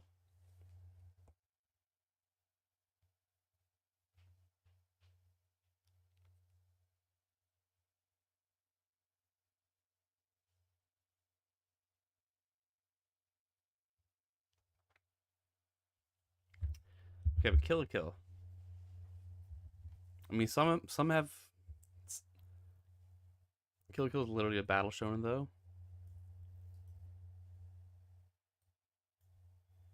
Yeah, that's why I've kind of stopped here. He's now an enlightened seinen reader. That's valid as fuck. He's no longer a shonen. This is sad. He was my favorite shonen of the battle variety. Famous. I was a famous battler, to be fair. Battling the One Piece community, the Hunter x Hunter community, the Vagabond community. Bro, just solved the plot to some big seinen series. Yeah, that's why I was quiet. Fucking yeah, that's the thing. I like Kill la Kill. Like, it's fucking fantastic, but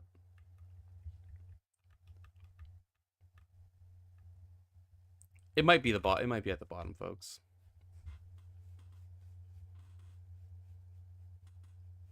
It might be at the bottom. I mean, it's definitely dancing with these guys. I mean, to be honest, we can probably even do like another little fucking divide like this. No, I don't. I don't want to sell Devilman short. It's just that I feel more strongly about D Greyman, and I know I feel even more strongly about Death Note. Nah, I'm talking some nonsense, but I do think Kill la Kill's probably below. This is really like what it's.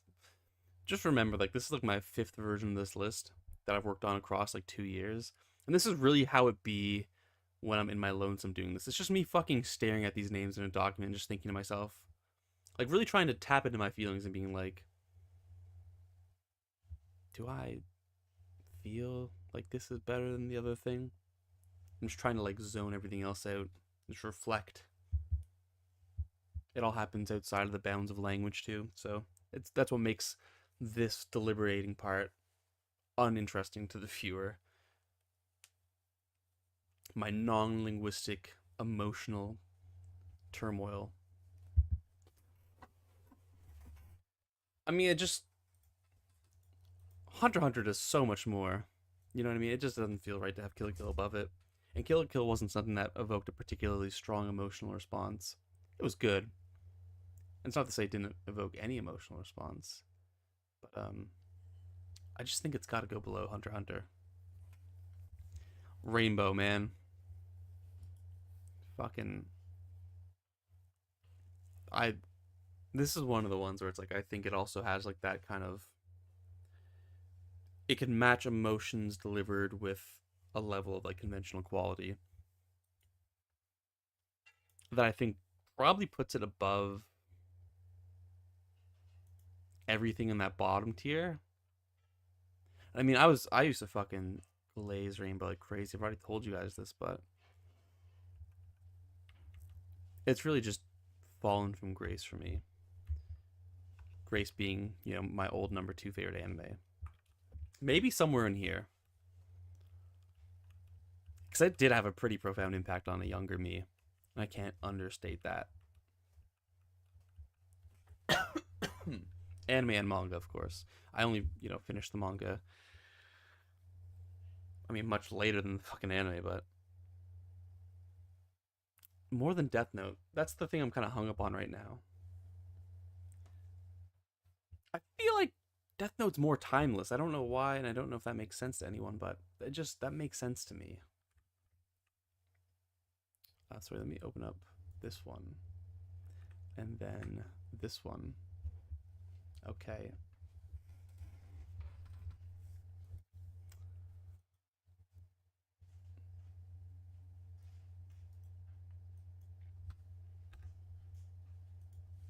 Maybe something like this.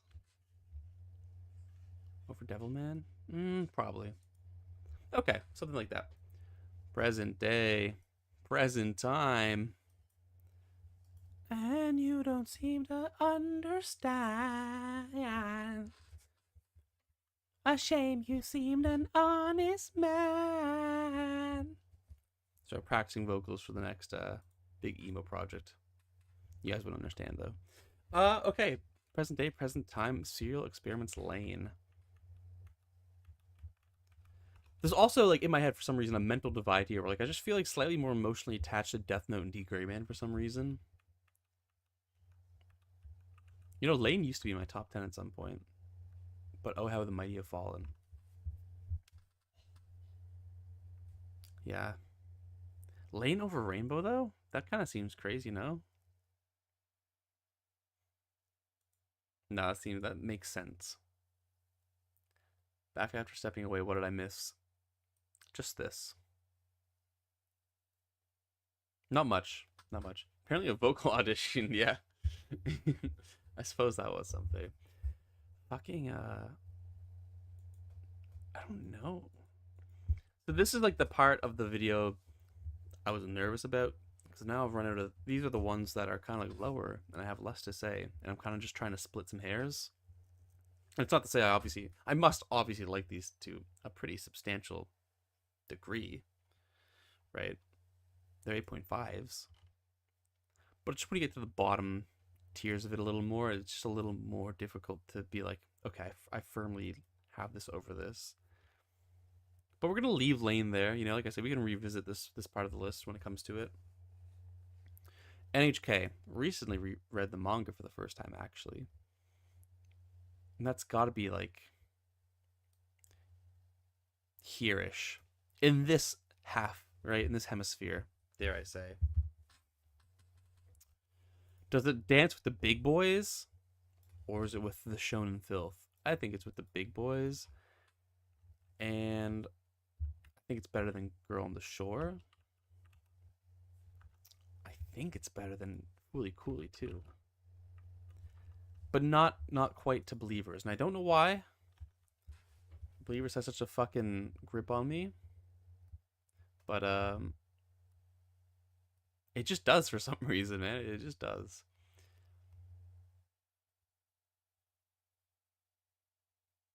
Hami Treza, hi. Hello, welcome to the chat, and I hope I pronounced that right. Okay. Yeah, I'll put like welcome to NHK here. It's like a nice middle ground, I think, between like again, maybe we can even do like a slight divide here, like for the sake of just like posing the question, is this better than X? Elfin Lead.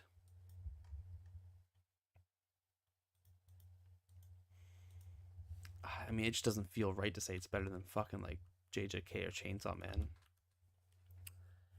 Um, it's probably comparable to Death Note D Gray Man. I might put it at the bottom of that little collection. Yeah, something like that. So that's pretty. This is good fucking progress, man. 1, 2, 3, 4, 5 left. Keeping in mind, I do have to remove, I think, 1 or 2 more. And it's probably going to end up being... Nah, I'm talking craziness right now. The pronunciation was surprisingly correct. Let's fucking go. Okay, let's go. Let's see. I'm not one for pronunciation, so I'll take this as a major victory.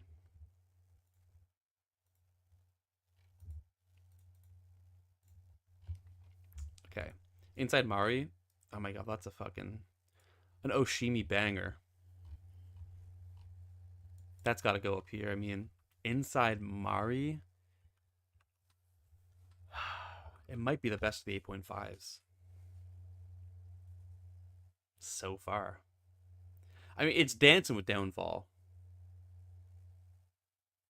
It really was all about the twists and turns of that one. It really, like, I felt hooked. Yeah, it felt more rewarding to finish Inside Mari than Downfall, though there's something deeply unsettling yet relatable to Downfall that, in retrospect, is more appealing. So even the distinguishing the two is difficult because of how different they are in a way in terms of their reading experience. But I'm gonna gas Inside Mari for now, you know. Book of Human Insects, that's also, I believe, up here, chilling with the big boys. The Book of Human Insects, huh? More than Girl on the Shore. I don't know. More than One Piece? Sorry, I'm dying.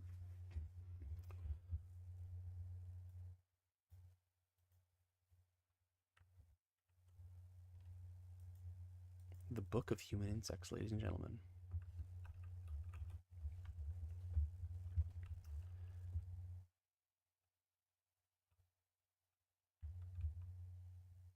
Maybe this. Maybe here.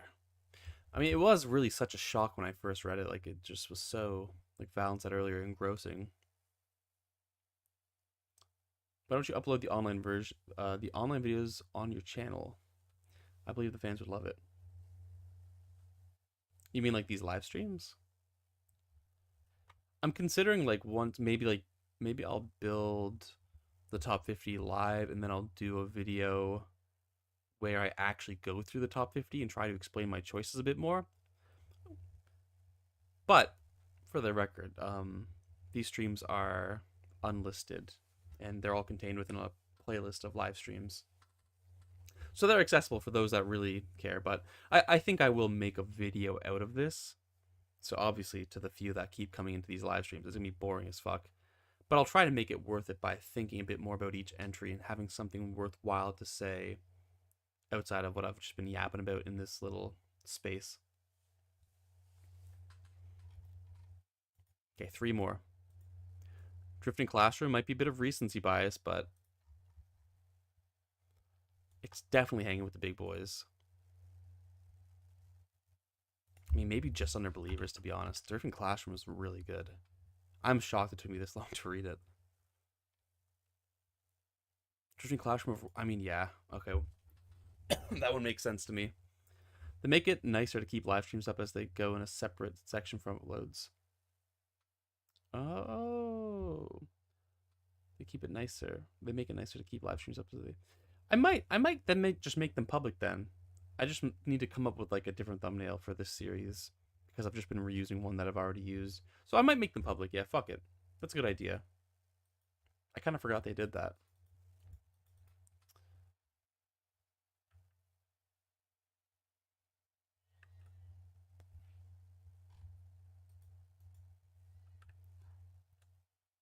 Okay.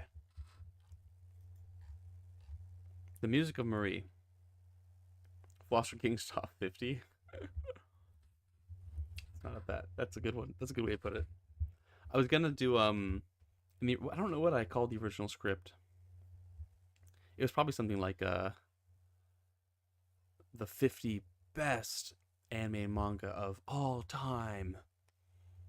And of course, best in all time would be capitalized, like all caps. And then I start off with a section saying that this is my like an objective top 50 list. I'm probably still gonna reuse that intro because I thought it was funny when I wrote it.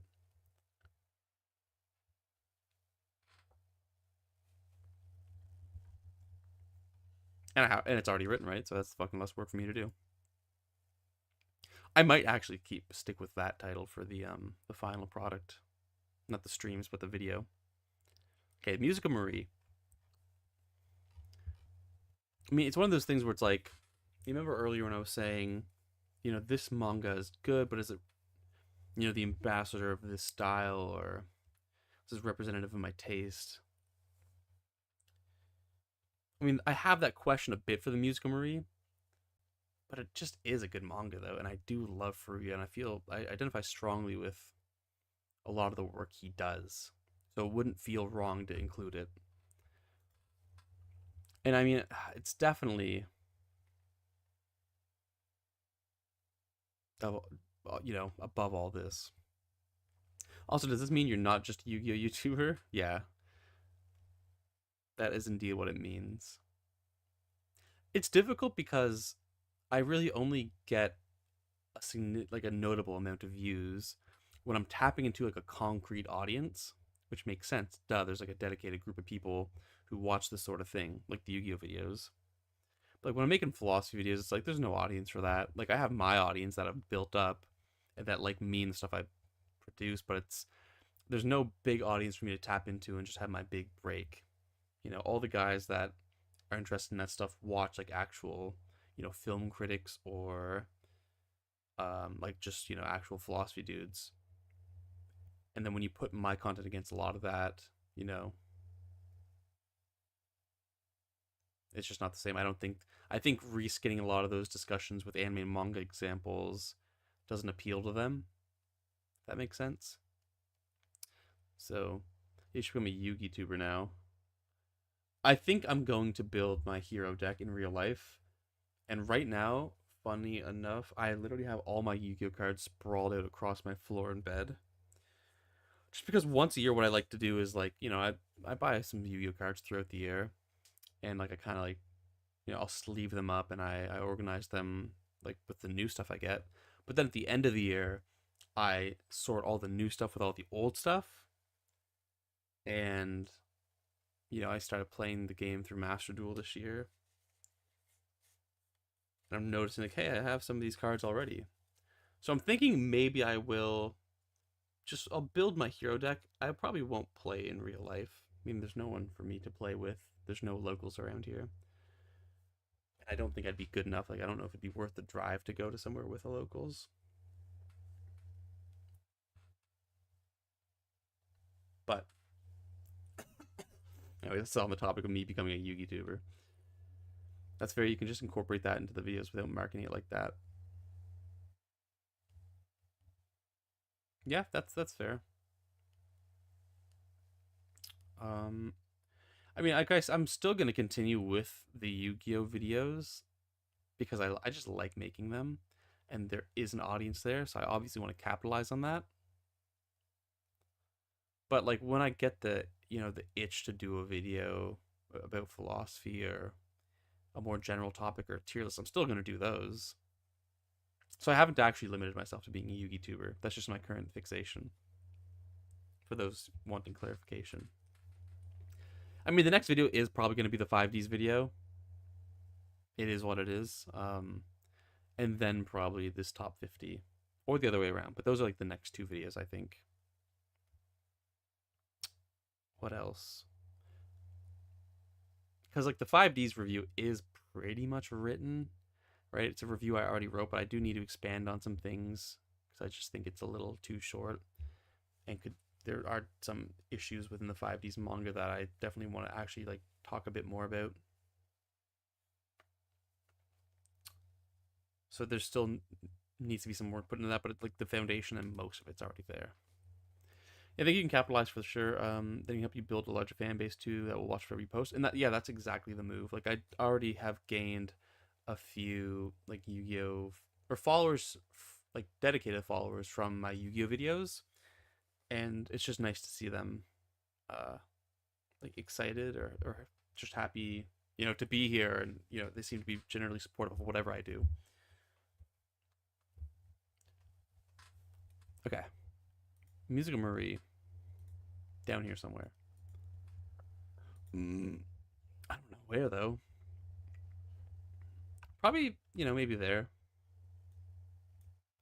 Because do I like Musical Marie more than One Piece? I mean, probably not. No, it was really good though. I don't know. I'm starting to lose a bit of steam, but thankfully we're at the end of this. I mean, we're at the end of the 8.5s.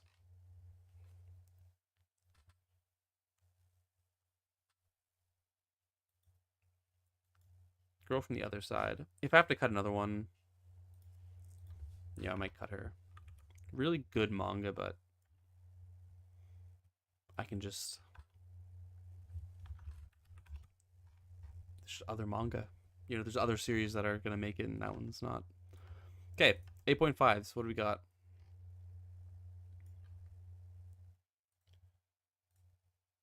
So we got 21 8.5s. I feel like we have to cut one more though. Oops. 21.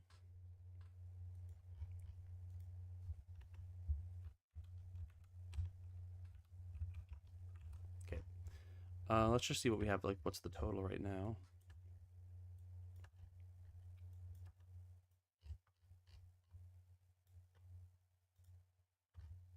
$51. So we do have to cut one more. The question is like, what do I cut? Like of these bottom, probably bottom four, or not bottom four, but 44 to 51. One of these has to go. Because I feel like pretty confident about everything above, but there's still some question marks down here. Musical Marie, yeah, it should probably be in here. Elfin Lead, yeah, it should probably be in here. Studio Experiments Lane, yeah, probably. Rainbow, yeah. It would feel wrong not to include Rainbow. I mean, it was really my favorite anime, and it was one of my favorite anime through when I got out of anime and manga again, I guess in university undergrad. That was kind of like in my head my favorite for so long. So it's kind of significant to me personally, and I think I need to reward that. Devilman, Hunter x Hunter. So it's really between Kill la Kill or the girl from the other side.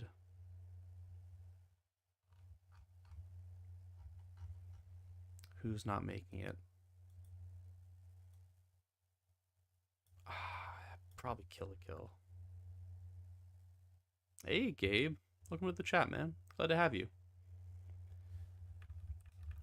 Ah, I really liked the girl from the other side, so we have to keep that in here. Yeah. Okay. Not actually like deleting it, but I know who I'm eliminating at least now. So I have to undo all of that. So that means we should have 20 8.5s now.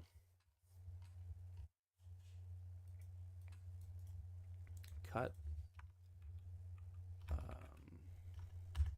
I'm gonna leave these down here because I'm sure I should probably pick out a few for on. Nah, fuck honorable mentions. I'm giving them 50 anime and manga. I mean, like, think of it as like a top 10 with 40 honorable mentions. How about that? Okay, so that's settled. All right, the 8.5s are now good. Can we get a check mark?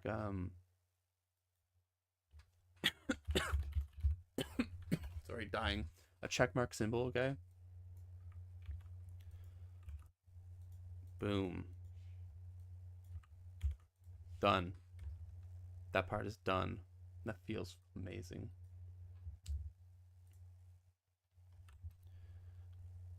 Can we just boop, boop, boom? Fact. Check mark. Thumbs up. Okay. So I'm, unfortunate for you, Gabe. I think I'm probably gonna wrap it up now. We've been going for about 2 hours. We did end up sorting all of the 8.5s. I feel pretty good about this, to be honest. I'm gonna review it before I continue next time. But next time we're gonna move on to the. I mean, that was, in my opinion, the hardest part of the list was the 8.5s. Next time we could honestly probably get through everything else. Because the order of the top 10 is going to be easy as fuck. The order of the top, like, 15 is going to be easy as fuck.